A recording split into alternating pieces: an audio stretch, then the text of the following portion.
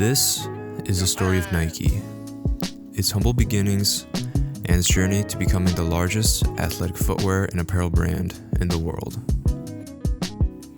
So this video won't be covering the entirety of Nike's history, but just some earlier moments in its origin story that I find super interesting, and I hope that you do as well. The story begins with the founder of Nike, Mr. Phil Knight. The year is 1962, and a young Phil Knight has just graduated from Stanford Business School. He is 24 years old, and he is back home living with his parents in Oregon and trying to figure out the next steps of his life, just like so many other recent graduates. Without a clear idea of what was next, he knew that he wanted to experience life. He just wanted to travel and see the world, and he was probably most excited to go to Japan, actually, because he wanted to pursue this crazy business idea that he had back at Stanford.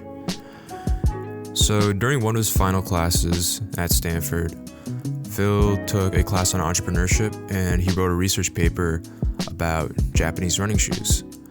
And this was fitting because Phil was a college athlete in undergrad. He was a runner at the University of Oregon. And so he was definitely knowledgeable about running shoes.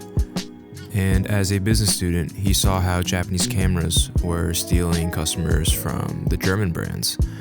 And he thought that Japanese running shoes could do the same thing in the footwear industry. So he wanted to start a company to do exactly that, introduce Japanese running shoes to the US. It was such a simple idea at the time, but you also have to realize that the only two big players in running footwear in the US were Puma and Adidas. There was no Saucony, Brooks, or New Balance like that at the time. And so it was a simple idea, but it was one that Phil strongly believed in, and he wanted to go make it happen. So that leads us to the next part of Nike's story, and that will take us to Tokyo, Japan.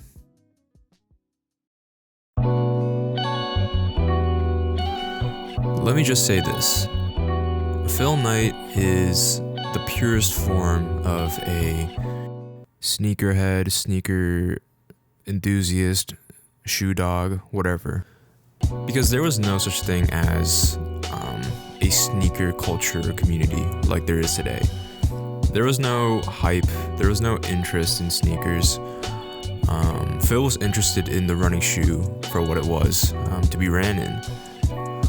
Through his obsession over running shoes, Phil Knight discovered the brand Tiger by Onitsuka. Onitsuka, better known as A6 today, is one of the oldest Japanese footwear brands. They started off producing basketball sneakers, but quickly expanded to running, track, wrestling, and several other categories. And today, they're driven by their performance running products, as well as some other performance-focused sporting goods, apparel, and equipment. So Phil Knight got to Tokyo, and he cold called Onitsuka and was able to somehow secure a meeting with some representatives.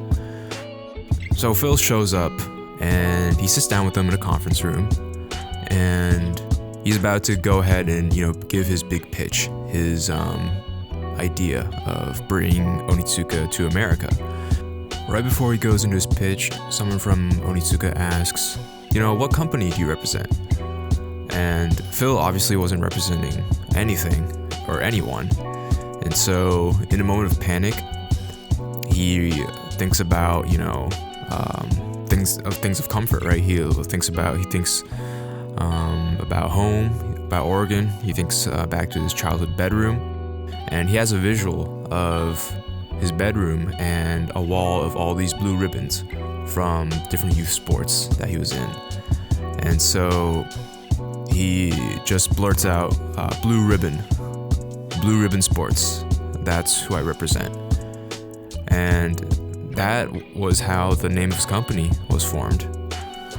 Sometimes I wonder how startups come up with their name. You probably think there's extensive research, brainstorming, ideating, but in this case, Phil Knight just made up a company on the spot that didn't exist, and he ran with it for a number of years.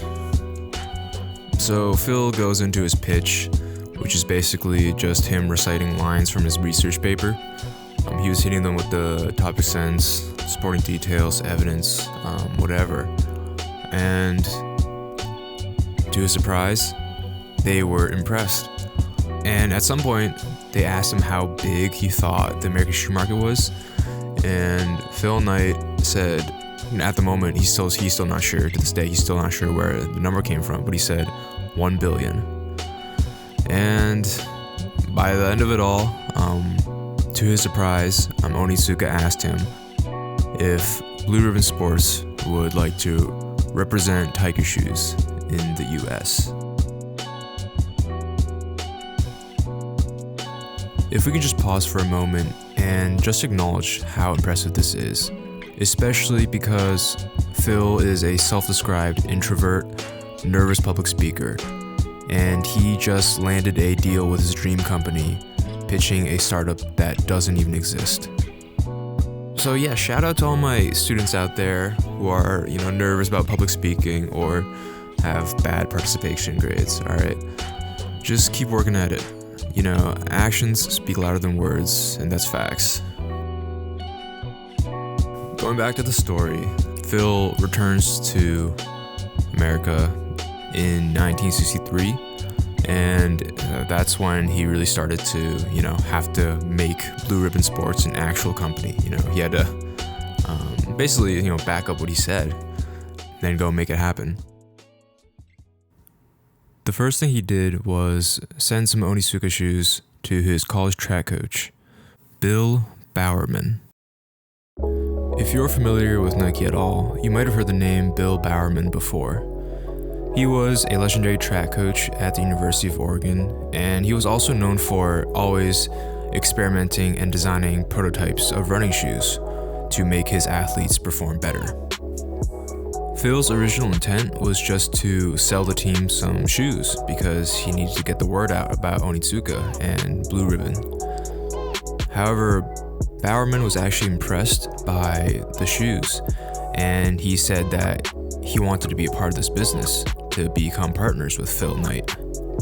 And that is how their partnership began. Phil Knight held 51% and Bill Bowerman had 49%.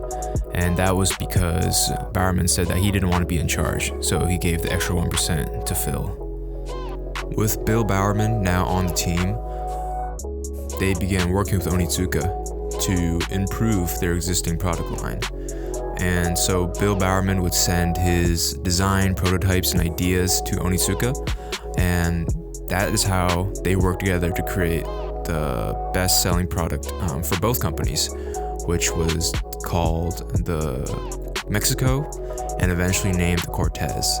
And this is the same shoe that we know today as the Nike Cortez that you see in Forrest Gump, that you see Kendrick Lamar wearing. This is that same Cortez. Obviously, the silhouette has changed over the years with different releases, but the Cortez remains an iconic shoe for both Onitsuka and Nike. People enjoyed Onitsuka's tiger shoes, but the Cortez was what kept them coming back. 10 years after the birth of Blue Ribbon Sports, Phil Knight files a trademark for the name Nike in 1972. This was also when they parted ways with Onitsuka. The split from Onitsuka was actually quite messy, and that story could be its own separate video. However, both companies would continue to grow and push innovative products, as we all know today. And that is a story of how Phil Knight went from importing Japanese running shoes to creating his own footwear company. I hope you all enjoyed this one. Thank you for watching, and I'll see you in the next one.